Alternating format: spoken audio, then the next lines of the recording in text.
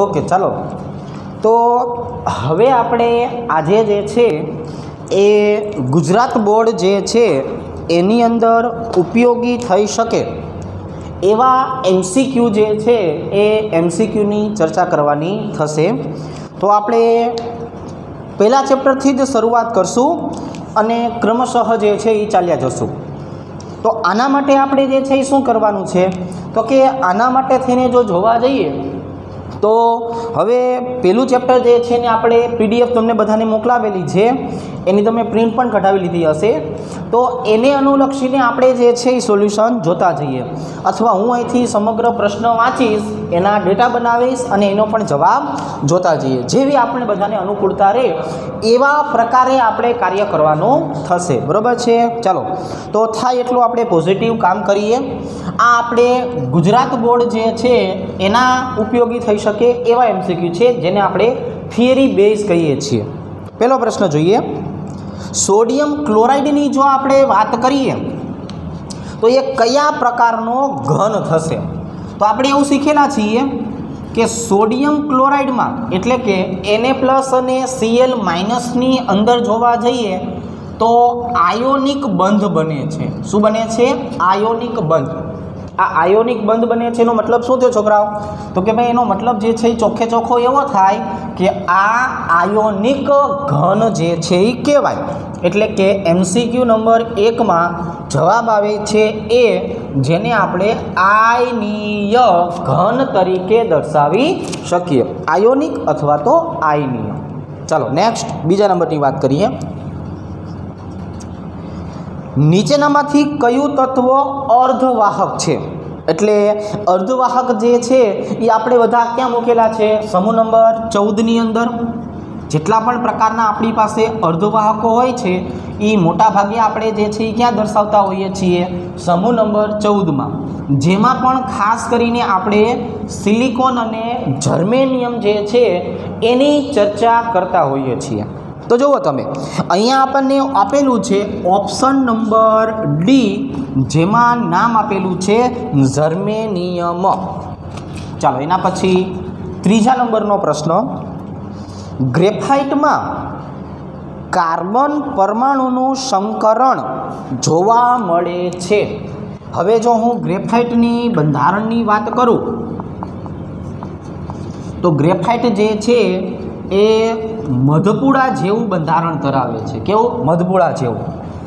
જેમાં આપણે કાર્બનની ગોઠવણીઓ જોવા જઈએ, જેની અંદર કાર્બન અને કાર્બનની ગોઠવણી જોવા જઈએ તો આવી મધપુડા જેવી હશે, આવી રીતે. પણ આમાંથી હું કોઈ પણ એક કાર્બનની ચર્ચા કરું તો એક કાર્બન 3 બંધ બનાવે છે. એટલે 3 બંધ બનાવે એટલે આનું સંકરણ જે છે એ કયું થઈ જાય? sp2 સંકરણ. અને ચોથી કક્ષકનો જે ઇલેક્ટ્રોન છે એ આવા 2 ગ્રેફાઇટના સ્તર હોય, એક નીચે સ્તર હોય, એક ઉપર હોય. તો એ બંને સ્તર જે છે એ સ્તરને જકડી રાખવા માટેનું કામ કરે છે. શું કરે છે? બંને પ્રકારના જે સ્તર છે એ બંને પ્રકારના સ્તરને જકડી રાખવા માટેનું કામ કરે છે. ચાલો નેક્સ્ટ. એટલે અહીંયા આપણે જોવા જઈએ તો ત્રીજા નંબરનો પ્રશ્ન જે છે એમાં આપણને જવાબ મળે છે ગ્રેફાઇટ sp2 સંકરણ ધરાવે. આની બદલે આપણને હીરો આપ્યું હોત તો આપણે કહી દઈએ કે એમાં sp3 સંકરણ થાય છે. બરાબર? અને સમચતુષ્ફલકીય આકાર જોવા મળે છે. અહીંયા જો આપણે કાર્બનની ગોઠવણીની વાત કરીએ ને છોકરાઓ, તો કાર્બનની ગોઠવણી જો કેવા પ્રકારની થાય? સમતલીય ત્રિકોણાકાર આકાર જ થાય છે. અહીંયા એક કાર્બન દીઠ જોવા જાઓ તો તમને શું જોવા મળે? તો કે એક કાર્બન દીઠ જોવા જઈએ તો આપણને જોવા મળે છે સમતલીય ત્રિકોણાકાર આકાર. એટલે આપણને જવાબ જે છે એ કયો મળે છે? જવાબ મળે છે sp2 સંકરણ. હીરો સમચતુષ્ફલકીય બંધારણ ધરાવે એટલે એમાં કયો આકાર થાય? sp3. ચલો નેક્સ્ટ. ચોથા નંબર જે છે એની વાત કરીએ. P પ્રકારના અર્ધવાહકો ખાલી જગ્યાની અશુદ્ધિ ઉમેરવાથી બને. જો અહીંયા આવશે P પ્રકારના અર્ધવાહકો. હવે જો P પ્રકારના અર્ધવાહકોની વાત કરીએ તો એનો મતલબ થયો પોઝિટિવ. પોઝિટિવનો મતલબ થયો ધન આયન જેવા સ્વરૂપના, અને અહીંયા આપણે એને હોલ ફોર્મેશન તરીકે દર્શાવીએ છીએ. તો હોલ ફોર્મેશન શેમાં જોવા મળે છે? સમૂહ 13 ટ્રાયવેલેન્ટ ઘટકના ઉમેરાથી. તો જેમાં ટ્રાયવેલેન્ટ ઘટક આપણને જોવા મળતું હોય છે એની જો વાત કરીએ તો એમાં કોણ કોણ હોઈ શકે? બોરોન, એલ્યુમિનિયમ અને ગેલિયમ. તો અહીંયા તો 3 એ 3 આપેલા છે આપણને. તો હવે અહીંયા આપણે લખી શકીએ આપેલ તમામ.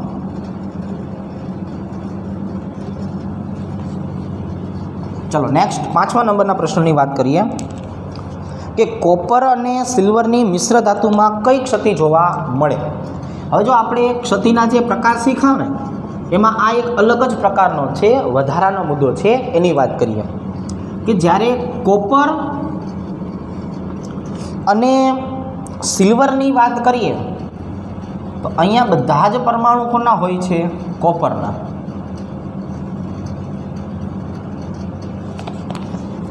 અહીંયા આપણી પાસે જે બીજો સ્ફટિક જે છે એ કોણ છે? એજી. અહીંયા બધા જ પરમાણુઓ જે છે એ કોના હોવાના? તો કે બધા જ એજીના હોવાના.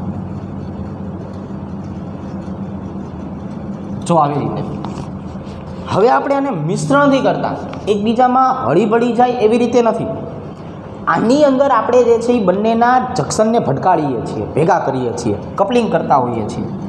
તો જ્યારે આ બંનેનું એકબીજાની સાથે કપલિંગ થતું હોય છે કે નહીં, ત્યારે આપણને આવા પ્રકારે જે છે એ બંધારણ જોવા મળતું હોય છે. કેવા પ્રકારે? તો કે ભાઈ જે જગ્યાએ કપલિંગ થયું કે નહીં, ત્યાં કપલિંગ વખતે શું થાય જોઈએ કે આ તો બધા કોપરના કોપર જ છે, પણ હવે અહીંયા એવું થશે કે અહીંયા જે કોપર હતું કે નહીં એમાં અમુક પરમાણુઓ જે છે એ કોપર જે છે એ કોપરનું વિસ્થાપન કરીને કોણ આવી જશે? એજી. અને અહીંની જો આપણે વાત કરીએ તો અહીંયા જે છે એ એજીનું વિસ્થાપન કરીને કોણ આવી જશે? કોપર. પણ પાછળનો ભાગ પાછો કોનો હશે? એજીનો. તો જે આ જંક્શન પોઈન્ટ આવે છે ને, જ્યાં બંનેનું સંમિશ્રણ થતું આપણને જ્યાં જોવા મળે છે કે નહીં, એવા ઘટકોએ કોપર અને એજી એકબીજાનું જે છે એ શું કરે છે? વિસ્થાપન કરે છે. જો શું થયું? વિસ્થાપન થયું. આ બધા કોણ હતા? કોપર. આ બધા કોણ હતા? એજી. બરાબર. એટલે તમે બે વસ્તુ જે છે એ રાખો. બરાબર. એક બાજુ આપણી પાસે જે છે એ દંડોપ હોય, બીજા હાથમાં પણ દંડોપ હોય, અને બંનેની જે સપાટી હોય ને એમાં આપણે બે અલગ અલગ કલર કરેલા હોય. એકમાં લાલ કલર કર્યો, એકમાં વાદળી કલર. હવે બંને કલરવાળા ભાગને જ્યારે ભડકાડો કે નહીં એટલે શું થાય? એકનો લાલ કલર વાદળી ઉપર લાગે અને વાદળીનો થોડો કલર ક્યાં લાગે? લાલ ઉપર. તો બંને એકબીજા ઉપર પોતાની અસર છોડે. તો એવી જ વસ્તુ અહીંયા થઈ કે આ લાલ અને વાદળી બેને મેં જેવા ભટકાડ્યા કે નહીં એવા બંને એકબીજાની અસર શું કરી? આ વચ્ચેના ભાગ ઉપર દર્શાવી અને એકબીજાએ શું કર્યું? વિસ્થાપન કર્યું. એટલા માટે આવી જે ક્ષતિ જે છે ને એને વિસ્થાપનની ક્ષતિ કહેવાય. શું કહેવાય? તો 5મા નંબરના પ્રશ્નો જે છે એમાં જવાબ આવશે અલગ જ રીતનો ડી પ્રકાર, અને અહીંયા એકબીજાનું વિસ્થાપન થયેલું જોવા મળે છે એટલે આને વિસ્થાપનની ક્ષતિ પણ કહેશું. ચલો નેક્સ્ટ 6ઠા નંબરનો. જો આ દાખલો આખો આપણે છે ને આપણે ચોપડામાં મટીરિયલ તરીકે ગણાવેલો છે. બરાબર. આપણે જે આપણા ચોપડા તરીકેનું મટીરિયલ બનાવેલું છે કે નહીં એમાં આ જ દાખલો જે છે એ બેઠે બેઠો ગણાવેલો છે. છતાં પણ એક વખત જોઈ લઈએ કે FeXO છે આપણી પાસે અણુ. આમાં આપણને શું કહે છે કે Fe+2 અને Fe+3ની વાત કરીએ તો એમનું પ્રમાણ જે છે એ કેવું છે કે 3 Fe+2 માટે 1 Fe+3 આવેલું છે. એટલે આપણે ધારતા હતા ને કે આની કિંમત 3A હોય તો આની કિંમત કેટલી હોય? 1A. એટલે x બરાબર જે છે એ શું થઈ જાય? તો કે બંનેનો સરવાળો Fe+2 વત્તા Fe+3. અહીંયા આવી જશે 3A + 1A. અને ટોટલ બંનેનું જોવા જઈએ તો કેટલું થઈ ગયું 4a એટલે x બરાબર 4a. પછી આપણે આને આધારે એક સૂત્ર બનાવેલું હતું છોકરાઓ. કયું સૂત્ર બનાવ્યું હતું કે fe(x + 2) બરાબર +2 કૌંસમાં fe + 2ની સંખ્યા વત્તા 3 અહીંયા શું આવી જશે fe + 3ની સંખ્યા અને ઓવરઓલ કુલ વીજભાર કેટલો થઈ જાય +2. ઇકોનો માટેનું હતું fe(x + 2) માટેનું સૂત્ર હતું. હવે જોઈએ અહીંયા 2 fe + 2ની સંખ્યા 3a, 3 fe + 3ની સંખ્યા 1a બરાબર 2. એટલે હવે આપણને જવાબ કેટલો મળશે 6a + 3a બરાબર 2. ધેરફોર 9a બરાબર 2 અને a બરાબર મળી જશે 2/9. તો x બરાબર જે છે આપણે શું શીખેલા છીએ 4a, 4 × 2/9 ઓવરઓલ 8/9. આનો જવાબ કેટલો આવે છે ઓપ્શન નંબર a 8/9. ચાલો 7મા નંબરના MCQની વાત કરીએ. એમાં આપણને એમ કહે છે કે ફલક કેન્દ્રિત એકમ કોષમાં કુલ લેટિસ બિંદુઓની સંખ્યા કેટલી હોય છે. જો FCCની વાત કરીએ એટલે આને શું કહેવાય ફલક કેન્દ્રિત એકમ કોષ. તો ફલક કેન્દ્રિત એકમ કોષ આપણે શીખેલા છીએ ને કે ફલક કેન્દ્રિત એકમ કોષ જે છે એની અંદર આપણી પાસે લેટિસ બિંદુઓ જે છે એ ક્યાં ક્યાં આવેલા હોય. તો કે ભાઈ લેટિસ બિંદુઓની વાત કરીએ તો ફલક જે છે એટલે આ શું ધરાવે છે ખૂણા વત્તા બાજુ. તો ખૂણા કેટલા છે 1 2 3 4 5 6 7 અને 8. એટલે ખૂણા કેટલા થયા 8 અને બાજુ કેટલી ધરાવે છે 1 2 3 4 5 અને 6. એટલે બાજુ ધરાવે છે 6. તો ટોટલ આવા દર્શાવી શકાય એવા બિંદુ કેટલા થઈ ગયા 8 વત્તા 6 એટલે કે 14. તો FCC અણુની વાત કરીએ તો FCC કુલ 14 લેટિસ બિંદુઓ જે છે એ 14 લેટિસ બિંદુઓ ધરાવે છે.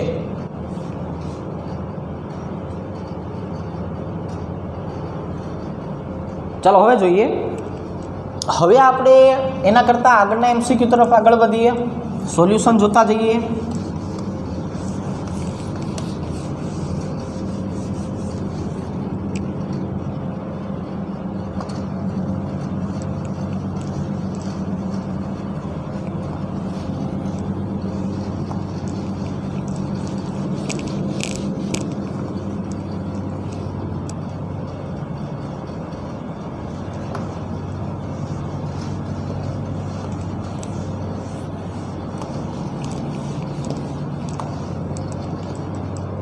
જો હવે એના પછીનો પ્રશ્ન એકદમ સરળ પ્રકારનો છે.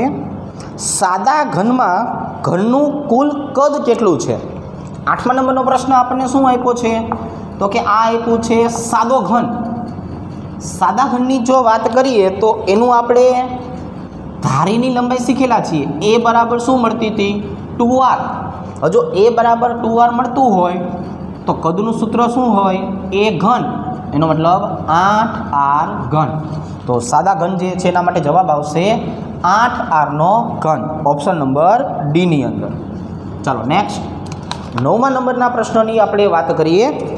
9મા નંબરનો પ્રશ્ન જે છે એ શું છે કે અંતઃ કેન્દ્રિત એકમ કોષમાં ખાલી જગ્યા એટલે અવકાશીય સ્થાન કેટલું હોય. તો અહીંયા લખી નાખીએ આપણે અંતઃ કેન્દ્રિત ઘન, જેને આપણે BCC તરીકે ઓળખીએ છીએ. તો BCCની વાત કરીએ તો BCCની પેકિંગ ક્ષમતા કેટલી છે તો કે ભાઈ BCCની વાત કરીએ ને તો એની પેકિંગ ક્ષમતા 68% છે. આપણી પાસે એક બોક્સ છે, એ બોક્સ 68% ભરાઈ ગયું છે. તો ખાલી કેટલું રહ્યું તો ખાલી જગ્યા જે છે એ આપણને 32% જોવા મળે. એટલે આપણો જવાબ કેટલો થયો કે ભાઈ બીસીસીની જો તમે વાત કરતા હોય તો બીસીસીની અંદર આપણને 32% જે છે એ ખાલી અવકાશીય ભાગ જોવા મળે. ચાલો નેક્સ્ટ 10મા નંબરનો પ્રશ્ન. આ એક પ્રશ્ન ઘણો અગત્યનો છે. આપણને એમ કહે છે કે અંતઃકેન્દ્રિત ઘન સ્ફટિક લેટિસ રચનામાં એકમ કોષના ધારનો કેટલા ટકા ભાગ ગોળા દ્વારા રોકાયેલો નથી? જો બહુ અગત્યનો પ્રશ્ન છે, સમજવો પડે એવો. એટલે આના માટે આપણે શું કરીએ, એક અંતઃકેન્દ્રિત ઘનની રચના જોઈએ. હવે જો અંતઃકેન્દ્રિત ઘનની રચના જોવા જઈએ તો આપણે આવી રીતે દર્શાવશું કે ગોળો આપણી પાસે ક્યાં આવેલો છે, તો કે ભાઈ ગોળો આપણી પાસે એકદમ મધ્યમાં આવેલો છે, આવી રીતે. અને હવે આપણે કોઈ પણ બે ખૂણાઓ જે છે એ બે ખૂણાઓને જ્યારે જોડશું ત્યારે આપણને એનો અંતઃવિકરણ જોવા મળે. એટલે હું એક આ ભાગ લઉં છું અને એક આ ભાગ. તો આ બિંદુથી શરૂ કરીને આ બિંદુ સુધીનો ભાગ જે આવ્યો ને એને આપણે શેના તરીકે ઓળખીએ છીએ, તો કે ભાઈ અંતઃવિકર્ણ તરીકે. હવે આ જે અંતઃવિકર્ણ જે છે એની જો વાત કરીએ તો એમાં આટલો ભાગ એવો આવ્યો કે જે ગોળા જે છે એ ગોળા દ્વારા જે છે એ રોકાયેલો નથી. સોરી, આ ભાગ એટલો આવ્યો કે જે ગોળા દ્વારા રોકાયેલો છે, પણ આટલો અને આટલો ભાગ જે છે એ ગોળાએ રોકેલો નથી. તો આપણે અંતઃવિકર્ણ જે છે એને નામ શું આપતા હતા, તો કે એને આપણે સી તરીકે દર્શાવતા. એટલે અહીંથી અહીંયા સુધીનો ભાગ જે છે કેટલો થયો, સી.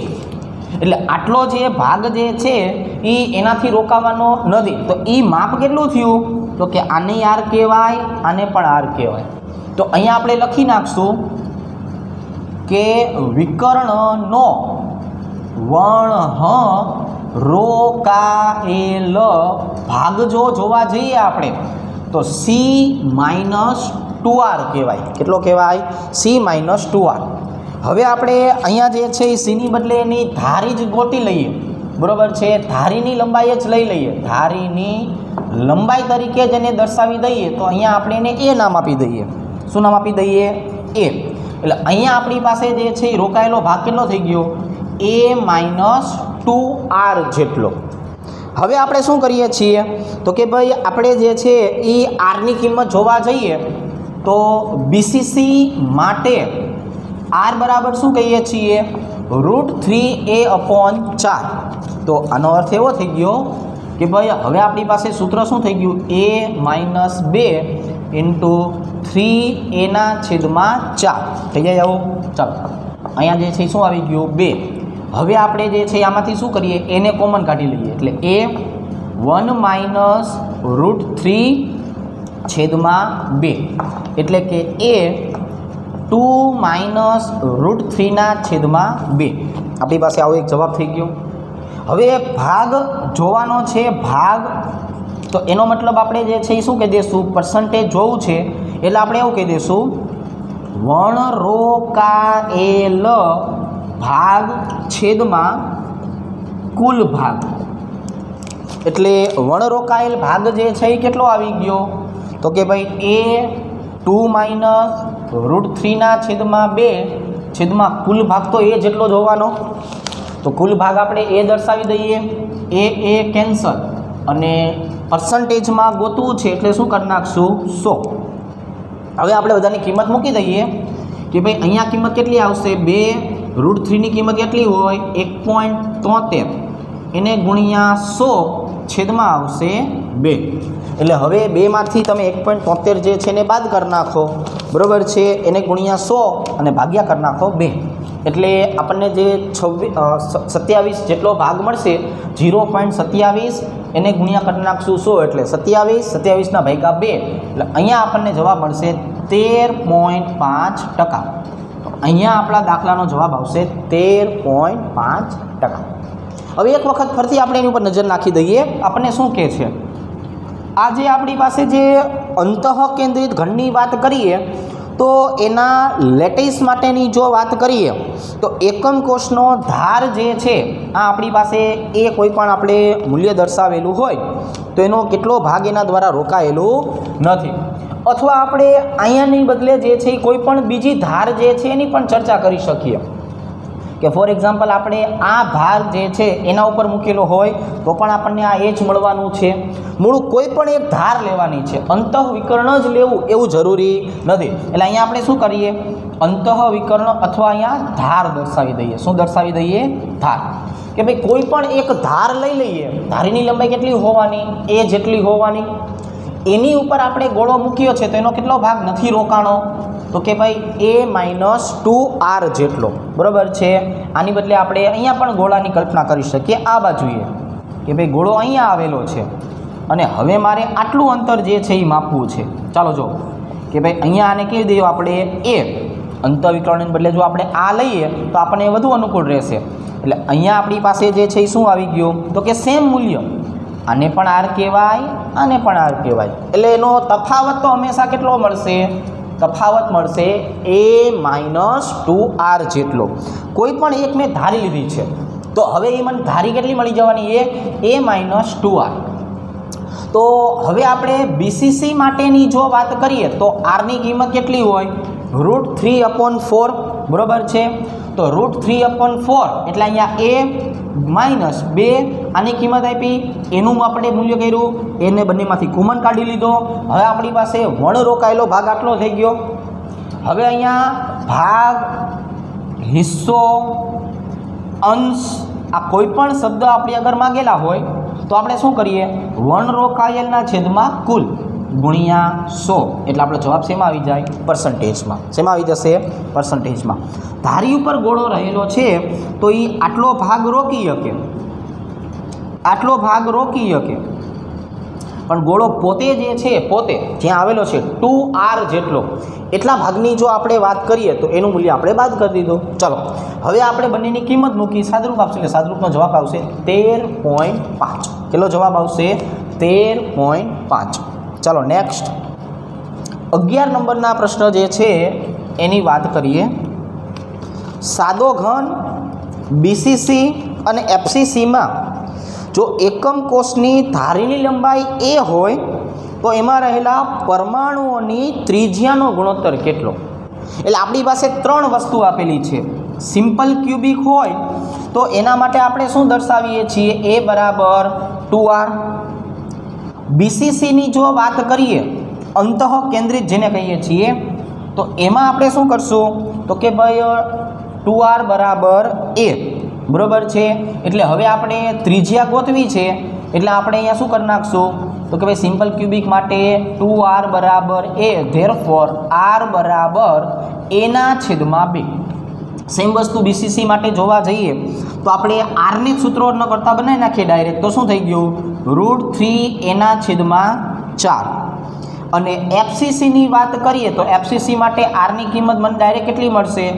√2a/4 થઈ ગયું. ચાલો તો 3 ત્રિજ્યાની કિંમત આપણી પાસે આવી ગઈ. કેટલી છે?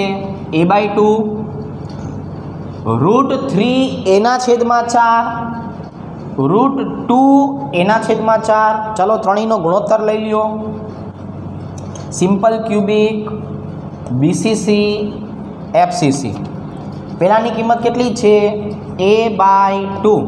બીજાની કિંમત કેટલી છે? √3a/4. ત્રીજાની કિંમત કેટલી છે? √2a/4. હવે અહીંયા જો આપણે સાદરૂપ આપવા જઈએ તો અહીંયા એની કિંમત જે 4ની કિંમત જે છે એને બદલે શું લખી શકીએ? 2 × 2 લખી શકાય. ચાલો 4 = 2 × 2. આ 1 2ની બદલે શું લખી શકીએ? √2 × √2 લખી શકાય. તો કે હા લખી શકાય.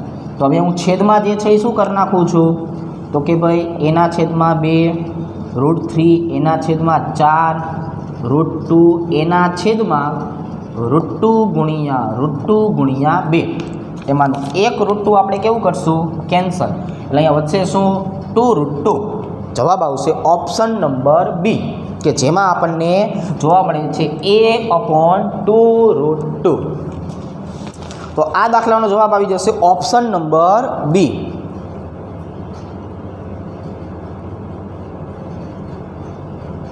ઓકે, ચાલો.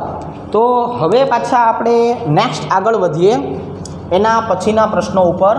જોઈએ તો કઈ રીતે સોલ્યુશન આવશે. તમે ભેગા વાંચતા જોતા રહેજો. અમુક પ્રશ્ન જે છે એ તમારે જાતેનું સોલ્યુશન લાવવાનું, કેમ કે હવે આપણે આખું ચેપ્ટર તો રૂટીનમાં શીખ્યા છીએ, ચેપ્ટર વિશે આપણને કંઈ વાંધો છે નહીં, બરાબર. ચેપ્ટર તો આપણે આખું શીખેલા જ છીએ. એટલે હવે ધીરે ધીરે તમે જોતા રહેજો કે ભાઈ આ કઈ રીતનું હોય છે. આ બધા જ બોર્ડના MCQ છે, એટલે આ તો તમને આવડવા જ જોઈએ.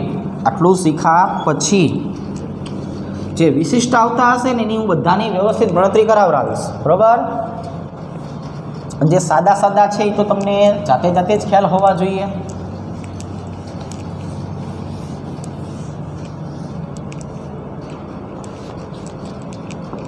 ચાલો હવે બોર્ડ નંબર 3માં આગળ વધીએ.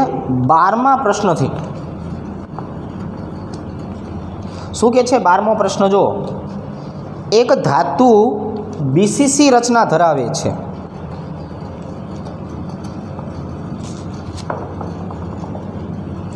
એના માટે ધારીની લંબાઈ આપી દીધી છે. A બરાબર 3.04 એંગસ્ટ્રોમ, 3.04 ગુણ્યા 10⁻10 મીટર. તો એનું કદ ગોતવાનું છે. ચાલો હવે સેન્ટીમીટરમાં આપણે ગોતવાનું કહે છે, એટલે અહીંયા હું શું લખી નાખીશ? 10⁻8 મીટર. ચાલો હવે આપણે જોવા જઈએ તો એનું કદ ગોતવાનું છે, એટલે કદ બરાબર તો શું થાય? A ઘન 3.04 નો ઘન ગુણ્યા 10⁻24. 3ના ઘનની જો આપણે વાત કરીએ તો એનો આપણને કિંમત જે છે એ કેટલી આપેલી હશે? 28.1. એટલે આપણે એક પોઈન્ટ કાપી નાખશું, એટલે 2.81 ગુણ્યા 10⁻23 સેન્ટીમીટર ઘન. શું કરી નાખ્યું? પેલા જવાબ લાવીને એક પોઈન્ટ કાપી નાખ્યો. તત્વ ઈનો સ્ફટિક BCC રચના ધરાવે છે. અગેન આપણને અહીંયા શું આપેલું છે? તો અહીંયા આપણને BCC રચના જ આપેલી છે. જો એના એકમ કોષની ધારની લંબાઈ આપી દીધી છે. હવે તો માપે આપી દીધું છે. જો A બરાબર 1.469 ગુણ્યા 10⁻10 મીટર. તો પરમાણુની ત્રિજ્યા R ગોતવાની છે. એટલે અહીંયા R બરાબર શું કહેવાય? √3a/4. 1.73 ગુણ્યા 1.469 ગુણ્યા 10⁻10/4. ગુજરાત બોર્ડના MCQ છે, એટલે તમને કેલ્ક્યુલેટર વાપરવા દેશે. તો તમારે કેલ્ક્યુલેટર જે છે એનો ઉપયોગ કરવાનો છે, અને કેલ્ક્યુલેટરનો ઉપયોગ કર્યા પછી હવે તમારે મને કહેવાનું છે કે આનો જવાબ કેટલો હશે, બરાબર. તો આનો જવાબ નિયરલી ઇક્વલ ટુ 6.361 ગુણ્યા 10⁻11 મીટર જેટલો મળે છે, બરાબર. તમે કેલ્ક્યુલેટર જે છે એના દ્વારા આનો સાચો જવાબ વ્યવસ્થિત રીતે મેળવતું રહેવાનું, બરાબર. દરેક MCQ તમારે જાતે પણ સોલ્વ કરવાના. એક વખત આ દરેક સોલ્યુશન તમે જાતે કરશો કે નહીં, એટલે બધી વસ્તુ તમને ધીરે ધીરે આત્મસાત થતી જશે. તમારે પોતે પણ આના જવાબ આવતા જશે. ચાલો નેક્સ્ટ. ગોલ્ડ પરમાણુની ત્રિજ્યા આપી દીધી છે. R બરાબર 0.144 નેનોમીટર, એટલે કે 0.144 ગુણ્યા 10⁻9 મીટર. ચાલો નેક્સ્ટ. FCCમાં સ્ફટિકીકરણ પામે છે, એટલે બંધારણ કયું ધરાવે છે? FCC. તો આના માટે આપણે હવે ગોતવું છે બાજુની લંબાઈ A. તો FCC માટેનું સૂત્ર શું છે? 4R બરાબર √2a. ધેરફોર A બરાબર 4 ગુણ્યા 0.144 ગુણ્યા 10⁻9 છેદમાં જે છે એ શું આવી જશે? √2. એટલે √2ની કિંમત છે 1.41. ચાલો છે. આનું આપણે જવાબ જોઈએ. સોલ્યુશન લાવો તમે આ બેઠા એટલે આનું સોલ્યુશન જે છે એ તમે 10⁻9માં જ લાવજો. એટલે 10⁻9ની અંદર આવશે 0.4073, અને અહીંયા આપણે જો ન ફેરવું હોત તો પણ આપણને જવાબ મળી જાત 0.4073 નેનોમીટર, બરાબર. ચાલો, મતલબ મીટરમાં રૂપાંતર ના કરો અને ડાયરેક્ટ જ એનું સોલ્યુશન લાવો. તો જે આપણો મૂળભૂત જવાબ જે છે એ શેમાં હતો? તો કે મૂળભૂત જવાબ નેનોમીટરમાં હતો. આનો પણ જવાબ આપણને નેનોમીટરમાં જ મળી જાય છે.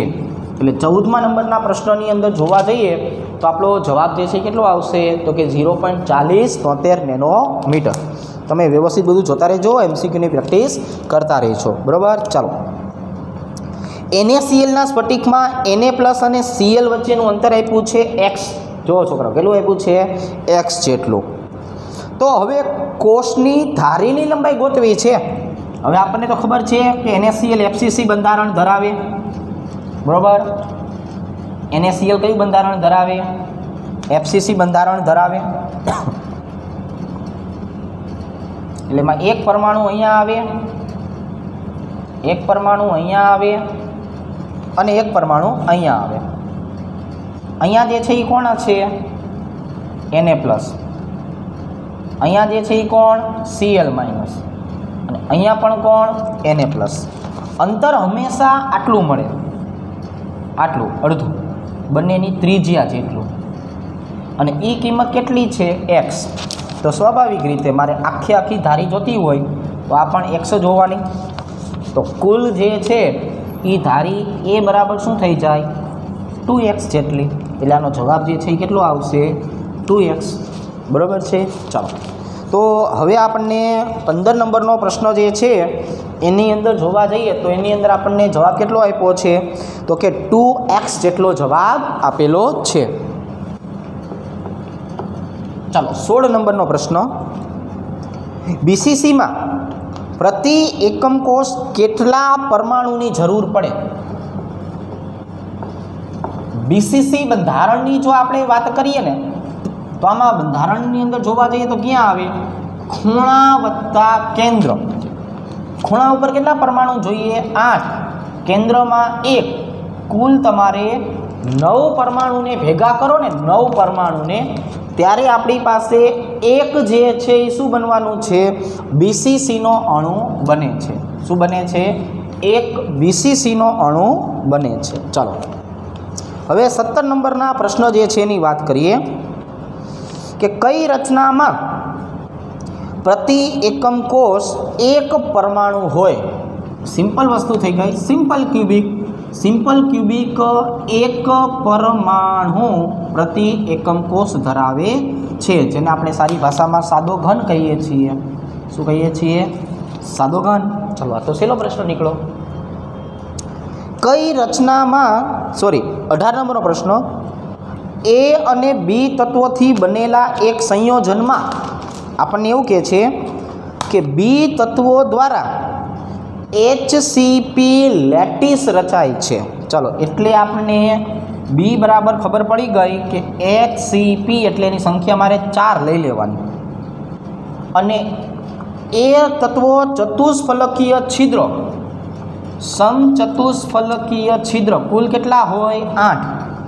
પણ એનો 2/3 ભાગ રોકે છે. આ ઘણી બધી વખત સોલ્વ કરાવ્યું હોય ને એવો પ્રશ્ન લાગે છે.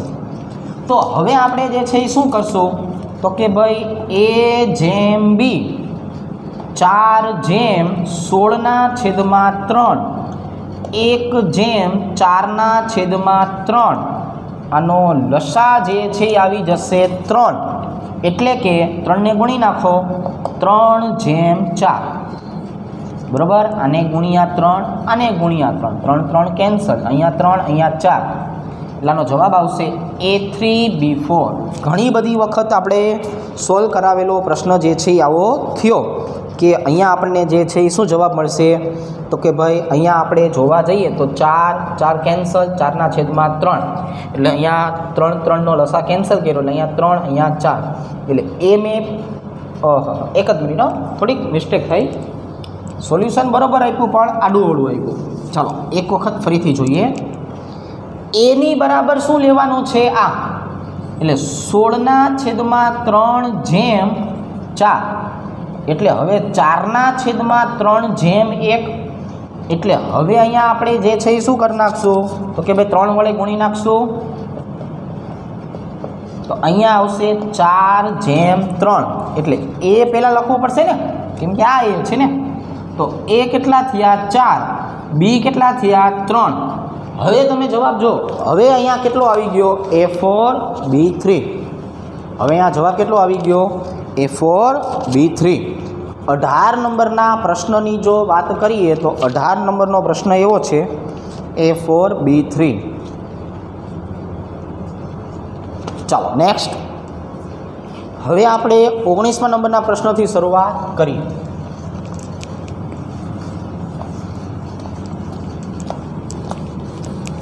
પ્રશ્ન બધા બહુ સહેલા છે. તમે વ્યવસ્થિત રીતે જે છે એ જોવા જાઓ. અને જો મારે તો એવું પણ કહેવું છે કે હોશિયાર વિદ્યાર્થીઓ તો શું કરાય કે તમારે જે છે એ જે PDF આવશે કે નહીં એ PDFમાં તમે જોતા રહ્યો ડેટા અને રકમ વાંચતા જાઓ ને એ પ્રમાણે કરો ને તો તમારે ટી સ્કૂલમાં વિડીયો જોવાની પણ જરૂર રહેતી નથી. બરાબર? તો તમે ડાયરેક્ટ જ આનું સોલ્યુશન લઈ શકો. તમારી પાસે મટીરિયલ છે અવેલેબલ, તમારી પાસે એની PDFનું સોલ્યુશન પણ છે. તો તમે ખાલી PDFમાં જોતા રહેશો કે નહીં કે ભાઈ આ ડેટા આવેલા છે, આપણે એકદમ વ્યવસ્થિત રીતે ડેટા બનાવવાનું કરશું. શું કરશું? એકદમ વ્યવસ્થિત ડેટા બનાવશું. એટલે શું થાય કે તમે PDFના ડેટાને જોતા રહેશો તો તમારે એમનેમ સોલ્યુશન જે છે એ મળી રહેશે. તો આવી એક પણ મેથડ જે છે એ હોઈ શકે છે હોશિયાર વિદ્યાર્થીઓ માટે કે જેનાથી તમે જલ્દીથી જે છે એ સોલ્યુશન લાવી શકો. જો 19 નંબરનો પ્રશ્ન જે છે એ જો એમાં તમારે થોડું કેલ્ક્યુલેટર વાપરવું પડશે. હું તમને આનો આખી એક મેથડ આપી દઉં છું. ચલો શું થશે?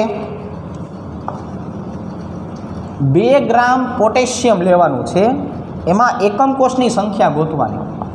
એટલે આપણે પહેલું કામ શું કરશું? મોલ ગોતશું. મોલ બરાબર શું થાય? વજનના છેદમાં પરમાણુ ભાર. જો આવો આપણે રૂટીનમાં દાખલો ગણાવેલો છે, પોટેશિયમ માટેનો જ ગણાવેલો છે. 2/39 મોલ થયા. સમજો. હવે આપણે જે છે એ જોવા જઈએ તો શું કહેશું? 1 મોલ હોય તો 6.022 × 1023 શું મળે? તો કે ભાઈ આટલા પરમાણુ મળે. તો 2/39 મોલ આપણી પાસે હોય તો કેટલા પરમાણુ મળે? તો આપણે જે છે તેથી લખી નાખશું. એટલે કે ભાઈ અહીંયા આપણી હશે 2 × 6.022 છેદમાં 39 × 1023. આટલા મને કુલ પરમાણુ જે છે એ કુલ પરમાણુ મળે. હવે આપણે કરી નાખીએ કે ભાઈ અહીંયા જે છે એ પોટેશિયમ કેવા પ્રકારની ગોઠવણી કરે છે? તો જો કાઉન્સમાં કીધું છે BCC રચના. કેવી છે આની? BCC રચના. એટલે આપણે 2 પરમાણુને ભેગા કરીએ ને 2, એટલે એમાંથી એક શું બનાવે? એકમ કોષ બનાવે. તમે 2 પરમાણુને ભેગા કરો ને તો એમાંથી એક એકમ કોષ જે છે એ બને. તો હવે અહીંયા આપણી પાસે પરમાણુ કેટલા?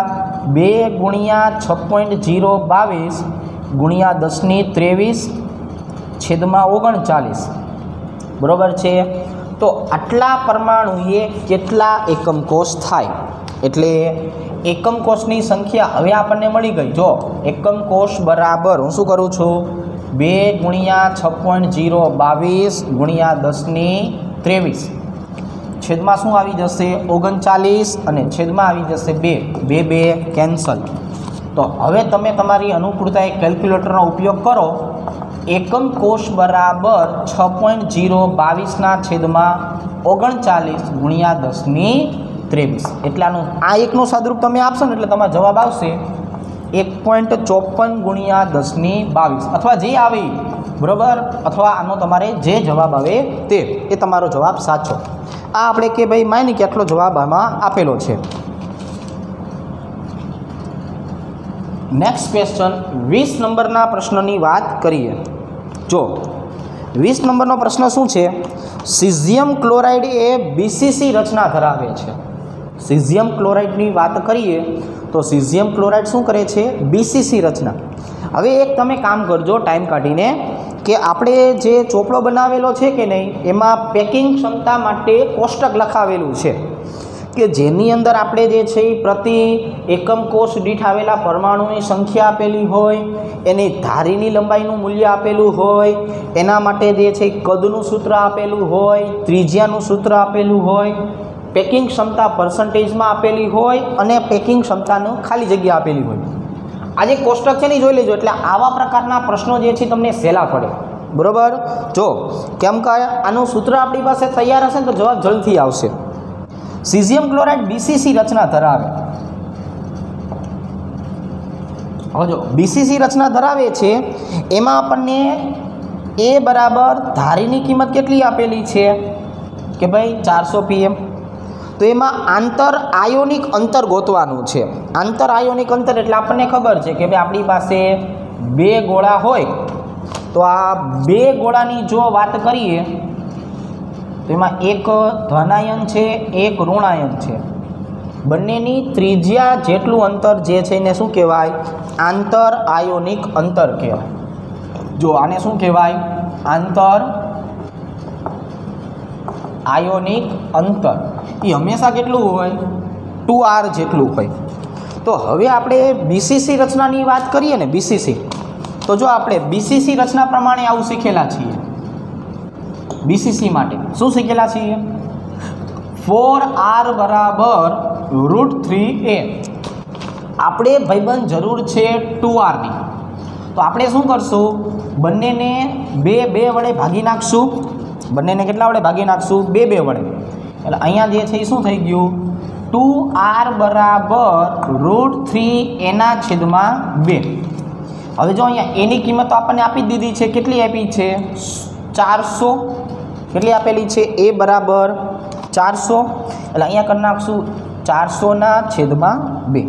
એટલે આ આપણને એ ઓપ્શનમાં માહિતી આપેલી છે કે એ ઓપ્શન પ્રમાણે જોવા જઈએ તો આપણે હવે જે છે એ શું દર્શાવી દઈશું?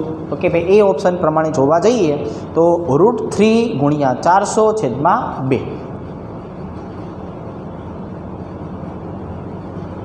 ચલો, તો હવે આપણે 20 પ્રશ્નો જે છે એ આજે ગણેલા છે. નેક્સ્ટ 21થી આપણે આવતીકાલે જે છે એ આવતીકાલે શરૂઆત જે છે એ શરૂઆત કરવાની રહેશે. બરાબર? તો આજ માટે અહીંયા સુધી રાખીએ છીએ.